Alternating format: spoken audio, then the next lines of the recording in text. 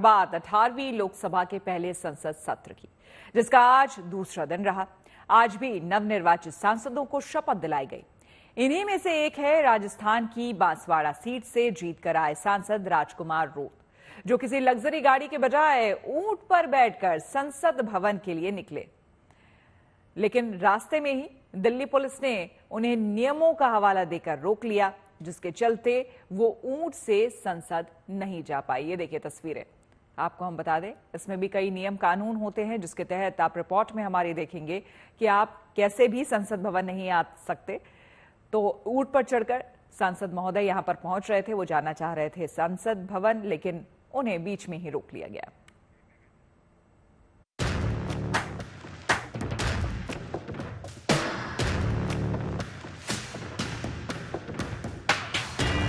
तन पर रंग बिरंगी राजस्थानी पोशाक और ऊंट की सवारी।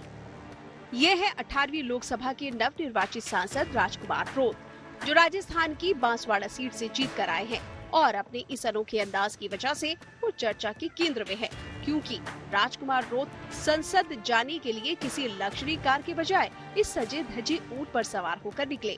लेकिन रास्ते में दिल्ली पुलिस ने नियमों का हवाला देकर उन्हें संसद में ऊंट से जाने पर रोक दिया। ये संसद भवन के अंदर भी आज इनका शपथ ग्रहण है। ये ऊंट के जरिए ही अंदर जाना चाहते हैं, लेकिन दिल्ली पुलिस ने इनको यहाँ पर रोक दिया है। दिल्ली पुलिस आगे इनको जाने नहीं देना चाहती है, क्योंकि सुरक्षा के लिहाज से ये कहा जा रहा है कि अगर कोई सांसद ऊंट के जरिए संसद भवन के अंदर जाता है तो काफी दिक्कतें हो सकती हैं। इस वजह से दिल्ली पुलिस की टीम ने यहाँ प्रेस क्लब के पास इनको रोक दिया है। सांसद राजकुमार रोत ने दिल्ली पुलिस के अधिकारियों को समझाने की बहुत कोशिश की। सांसद राजकुमार रोत की दलील थी कि उन्होंने पशु क्रूरता से जुड़े कानून को पढ़ रखा है और बगैर किसी कानून को तोड़े वो ऊंट से संसद भवन जाना चाह रहे थे। आप इससे पहले बांसवाड़ा में जब चुनाव प्रचार कर रहे थे, उस दौरान भी ऊंट के जरिए ही चुनाव प्रचार कर रहे थे। इलेक्शन कमीशन ने भी आपके ऊपर पेनल्टी लगाई थी उस दौरान। आप इस बार संसद के अंदर जाना चाहते हैं, क्या संदेश? पशु क्रूरता का लिए एक्ट आया हुआ है 1960-65 के आसपास। उस एक्ट को मैंने पढ़ा हुआ है। उस एक्ट में स्पष्ट लिखा हुआ है कि किसी को टॉर्चर करना, किसी पशु का मारना, वो पशु क्रूरता में आता है। तो वो एक्ट को मैंने पढ़ रखा है। ऊंट जो है वो जिस तरह से एक वाहन के रूप में उपयोग किया जाता है, इसको राजस्थान का जहाज के रूप में कहा जाता है, तो ये कोई पशु क्रूरता में नहीं आता है। उस एक्ट को मैंने पढ़ा है, इसके बाद ही मैंने इसको चॉइस किया गया है। हाँ, उस एक्ट को, पशु क्रूरता का एक्ट को पढ़ लिया है मैंने, और पढ़ने के बाद ही हमने, और मेरा नॉमिनेशन भी कई बार इसी पे हुआ है। तो इन सारी चीजों को ध्यान में रखते हुए मैं लाया कि मैंने पढ़ रखा वो एक्ट। मगर पुलिस अधिकारी नहीं माने। काफी देर तक बीच सड़क पर राजकुमार रोत और पुलिस वालों के बीच बहस हुई और फिर आखिरकार राजकुमार रोत को अपना ऊंट छोड़कर शपथ के लिए गाड़ी से संसद जाना पड़ा। मैं राजकुमार रोत, जो लोकसभा का सदस्य निर्वाचित हुआ हूं, मैं संविधान, प्रकृति पूर्वज एवं सत्यनिष्ठा की शपथ लेता हूं कि मैं विधि द्वारा स्थापित भारत के संविधान के प्रति सच्ची श्रद्धा एवं निष्ठा रखूंगा। मैं भारत की प्रभुता और अखंडता अक्षुण्ण रखूंगा तथा जिस पद को मैं ग्रहण करने वाला हूं उसके कर्तव्य का श्रद्धापूर्वक निर्वहन करूंगा। जय जोहार, जय भील प्रदेश, जय भीम, जय संविधान, जय आदिवासी।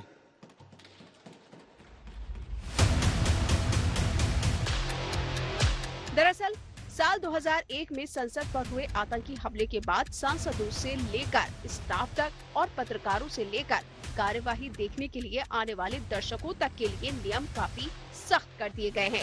यहाँ तक कि संसद परिसर में आने वाली गाड़ियों को लेकर भी सख्ती बढ़ा दी गई है। ये सभी नियम पिछले साल तब और सख्त कर दिए गए थे जब 2 लोग दर्शक दीर्घा से लोकसभा कक्ष में कूद गए थे और उन्होंने कलर स्मोक का इस्तेमाल कर लिया था।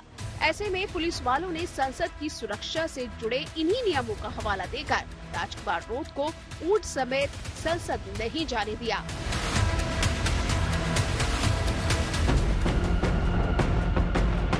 एक दिन पहले ही राजस्थान के सीकर से सांसद चुने गए अमरा राम ट्रैक्टर लेकर संसद भवन पहुंचे थे। उनका कहना है कि वो किसानों का पक्ष रखने के लिए ट्रैक्टर लेकर आए हैं। जबकि विजयनगर से टीडीपी के सांसद काली सेठी अप्पाला नायडू साइकिल पर सवार होकर संसद पहुंचे थे। दिल्ली से जितेंद्र बहादुर सिंह के साथ bureau report, good news today. और बढ़ते हैं आगे और अब बात अमरनाथ यात्रा की। महज 3 दिनों बाद जिसका शुभारंभ होने जा रहा है। 28 जून को श्रद्धालुओं का पहला जत्था जम्मू से पहलगाम और बालटाल बेस कैंप के लिए रवाना होगा। पहले जत्थे में शामिल होने के लिए शिव भक्त जम्मू के यात्री निवास पहुंचने लगे हैं। इन श्रद्धालुओं को खाने पीने में किसी तरह की तकलीफ ना हो, इसके लिए कई लंगर समितियों से जुड़े लोगों ने लंगर लगाने की जिम्मेदारी अपने कंधों पर ले ली है। श्रद्धालुओं की सेवा ही उनके लिए बाबा के धाम के दर्शन के बराबर है।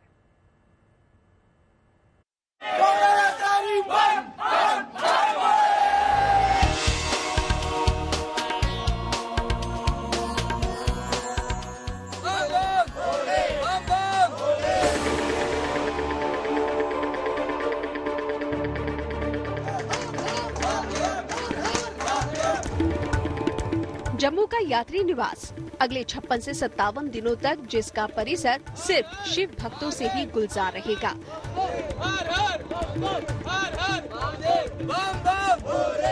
करीब 2 महीने तक वहां सिर्फ बम बम भोले और हर हर महादेव के जय घोष सुनाई देंगे।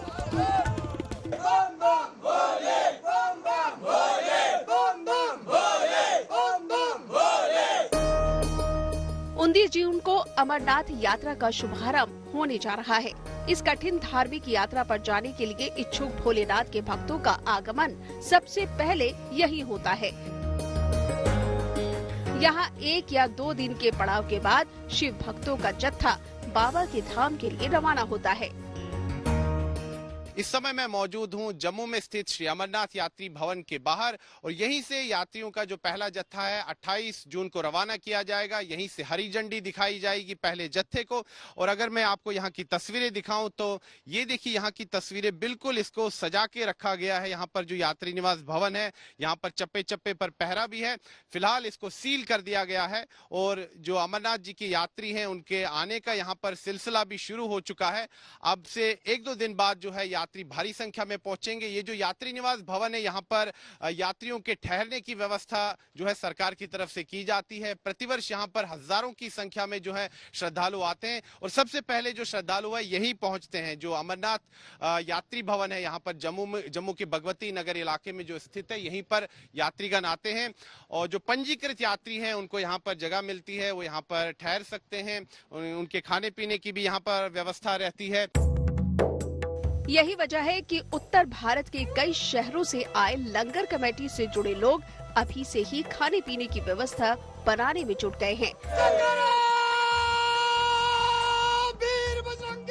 एक ही जय घोष सुनाई दे रहा है, जय बाबा बर्फानी, भूखे को अन्न, प्यासे को पानी। लंगर समितियों से जुड़े ये वो भक्त हैं जिन्हें न दिन का ख्याल होता है और न रात का। वो तो बस हर पल बाबा बर्फानी के दर्शन की अभिलाषा लेकर निकले श्रद्धालुओं की सेवा में जुटे रहते हैं। यहाँ पर जो लंगर समितियां हैं, देश भर से उनका आना शुरू हो चुका है, क्योंकि श्रद्धालु जो देश भर से आते हैं, कई स्वयंसेवी संस्थाएं जो है, मंदिर समितियां हैं, उनके लिए लंगर की व्यवस्था करती हैं। तो यहाँ पर कानपुर से एक टीम आई है जिन्होंने यहाँ पर लंगर की व्यवस्था करनी है। दूर दराज से लोग आ रहे हैं। नए लोगों को हम कहेंगे कि किसी भी तरह की डरने की संभावना नहीं है। अमरनाथ यात्रा में आज हर तरीके की सुविधा, खाने से लेकर के रहने तक की, सिक्योरिटी से लेकर के हर तरह की सुविधाएं, हमारे सैन्य बल सभी लोग पूरी तरीके से इसी लगे हुए हैं, तन मन धन से, कि किसी को भी कोई तकलीफ ना हो। यात्री निवास के खुले मैदान में अस्थायी किचन और शेड बनाने का काम लगभग पूरा हो चुका है। वहां अब राशन सामग्री से भरे ट्रकों को खाली किया जा रहा है। लंगर समितियों से जुड़े लोगों और अमरनाथ यात्रा पर जाने वाले श्रद्धालुओं की सुरक्षा की वजह से बिना रजिस्ट्रेशन किसी भी व्यक्ति को यात्री निवास में जाने की इजाजत नहीं है। यात्री निवास के मुख्य द्वार पर डोर फ्रेम मेटल डिटेक्टर भी लगा दिए गए हैं। उसके अंदर से गुजर कर ही किसी को भी परिसर में जाने की इजाजत होगी। सीसीटीवी कैमरास भी लगे हैं, हाई डेफिनेशन कैमरास लगे हैं, 360 डिग्री व्यू ये पूरी तरह से दिखाते हैं, यानी कि चप्पे चप्पे पर क्या हरकत हो रही है उसकी जो है लगातार 24 घंटे यहाँ पर मॉनिटरिंग होती है। साथ ही में अगर हम देखें तो सुरक्षा की दृष्टि से भी इस बार ये यात्रा जो है काफी संवेदनशील होने जा रही है, क्योंकि हाल फिलहाल में यहाँ जम्मू संभाग में कई आतंकी घटनाएं हुई हैं। इसको लेकर कई बैठकें हुई हैं। जो आला अधिकारी हैं जम्मू कश्मीर प्रशासन के, भारतीय सेना के, जम्मू कश्मीर पुलिस के, वो यहाँ पर कई बार बैठकें कर चुके हैं और रणनीति बनाई जा रही है कि किस प्रकार से जो अमरनाथ यात्रा है वो यहाँ पर अच्छे तरीके से हो, यात्रियों को कोई असुविधा ना हो। ये जो यात्री निवास भवन है यहाँ पर, इसके ठीक बाहर अगर हम देखें, मैं आपको तस्वीरें भी दिखाऊंगा, सुरक्षा बल जो है भारी संख्या में तैनात होंगे और उनके भी रहने की व्यवस्था यहाँ पर की गई है। आप देखिए जो टेंट लगे हैं, इन्हीं टेंटों में जो है सुरक्षा बल भारी संख्या में रहेंगे और ताकि यहाँ पर सुरक्षा जो है चाक चौबंद हो। इस तरह की सुरक्षा व्यवस्था सिर्फ जम्मू के यात्री निवास तक सीमित नहीं रहेगी, बल्कि जम्मू श्रीनगर राष्ट्रीय राजमार्ग पर इससे कई गुना ज्यादा कड़ी सुरक्षा देखने को मिलेगी, जिसका इस्तेमाल 28 जून से श्रद्धालु पहलगाम और बालटाल तक पहुंचने के लिए करेंगे। श्रीनगर से अमरनाथ यात्रा के लिए पहलगाम या बालटाल इन्हीं दो रास्तों का विकल्प होता है, जिसको चुनने के लिए देश के कोने कोने से श्रद्धालु जम्मू के यात्री निवास पहुंच रहे हैं। इसको लेकर तो ज्यादा उत्सुकता होगी मन में। बहुत है ज्यादा। हम तो 2 दिन से सोए नहीं ट्रेन में, कब जाते कब पहुंचते, हम तो ऐसा उत्साह है हमारे इसमें। इतना उत्साह? हाँ, 3 दिन से ट्रेन में बैठ के आ रहे हैं। पूरे देश से आने वाले श्रद्धालुओं को कम से कम परेशानी हो, इसके लिए जम्मू के कॉलेज में पढ़ने वाले छात्रों को भी वॉलंटियर्स के तौर पर तैनात किया गया है, जो भोले के भक्तों के लिए अनजान शहर में मार्गदर्शक की भूमिका निभाएंगे। सर वैसे तो हम इंटर्नशिप कोर्स के लिए आए हैं, स्किल कोर्स है हमारा, बट यहाँ पर हमें मतलब कि एनजीओ के अंडर भेजा गया है, तो हमें यहाँ पर सर्व करना, जो श्रद्धालु वगैरह आएंगे यहाँ पर स्टे करेंगे, तो इसलिए हम आए हैं। मेरा नाम आमिर निसार है, हम MM कॉलेज जम्मू से आए हैं। हमें इंटर्नशिप के लिए भेजा गया है 10 दिन के लिए, कि मतलब जो भी यहाँ पे यात्री हमारे भाई आएंगे उनको हमें उनकी हेल्प करनी है, मतलब जितनी उनकी जरूरत है हम उनकी हेल्प करेंगे। धार्मिक मान्यता है कि अमरनाथ गुफा में भगवान शिव हिम शिवलिंग के रूप में विराजमान हैं। यहाँ गुफा की छत से टपकने वाले पानी से बर्फ का शिवलिंग बनता है, जिसके दिव्य दर्शन के लिए हर साल हजारों लाखों शिव भक्त 12,756 फीट की ऊंचाई पर मौजूद धाम तक पहुँचते हैं। शारीरिक रूप से बेहद कठिन अमरनाथ यात्रा इस बार 56 दिनों के लिए होगी, जो 29 जून से शुरू होकर 19 अगस्त तक जारी रहेगी। जम्मू से सुनील जी भट्ट के साथ bureau report, good news today. सनातन धर्म में ऐसी मान्यता है कि बाबा बर्फानी के दर्शन मात्र से भगवान भोले के भक्तों को मोक्ष हासिल होता है, और यही वजह है कि लाखों श्रद्धालु दुर्गम और खतरनाक पहाड़ियों के बीच बनी पगडंडियों से होते हुए बाबा धाम तक पहुंचते हैं। इस दौरान तबीयत बिगड़ने की भी आशंका होती है। यही वजह है कि जम्मू कश्मीर प्रशासन की तरफ से श्रद्धालुओं की सुरक्षा के अलावा यात्रा मार्ग पर बेहतरीन स्वास्थ्य सेवा मुहैया कराने पर भी जोर है। जम्मू कश्मीर के LG मनोज सिन्हा ने आज बालटाल बेस कैंप पर DRDO के 100 बेड के अस्पताल का उद्घाटन किया। इस अस्पताल में बुनियादी स्वास्थ्य सेवाओं के अलावा एडवांस ट्रीटमेंट की भी व्यवस्था की गई है, जिसमें critical care, cardiac monitor, liquid oxygen plant तक का इंतजाम शामिल है। काफी ऊंचाई पर धाम होने की वजह से हवा में ऑक्सीजन कम रहती है। ऐसे में यात्रा मार्ग पर 100 स्थायी ऑक्सीजन बूथ और मोबाइल ऑक्सीजन बूथ की व्यवस्था भी की गई है।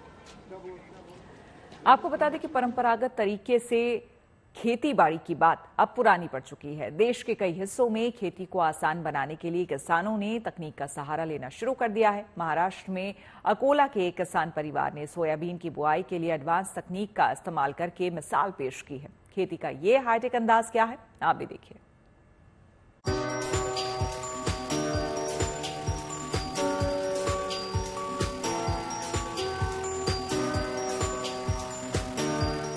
बिना ड्राइवर के ही खेत में ट्रैक्टर दौड़ा चला जा रहा है। ये ना तो कोई जादू है और ना ही भ्रम, बल्कि ये है खेती का नया और हाईटेक अंदाज।